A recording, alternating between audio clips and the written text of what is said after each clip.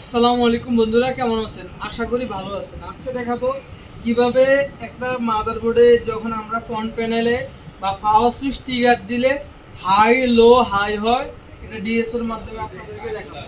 আর চলুন ভিডিওটি শুরু করা যাক। তো আমরা আমাদের রিগল ডিএস 1202 জেড ই, এটা হলো মডেল। তো আমরা এখানে মোডে ক্লিক করব, এখানে সিঙ্গেলে চলে আসবো।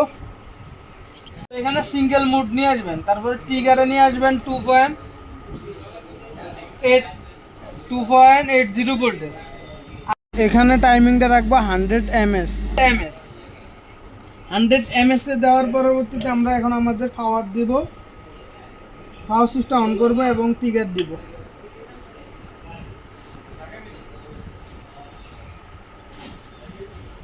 এই এখন পাওয়ার সুইচটা চাপ দিব, এই যে চলে আসছে।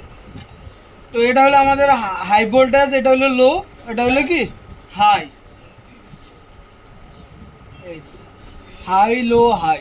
আশা করি বুঝতে পারছেন কিভাবে এই সমস্ত এই ট্রিগার বা ভোল্টেজ সিগন্যাল এগুলা আমরা পর্যায়ক্রমে দেখাবো।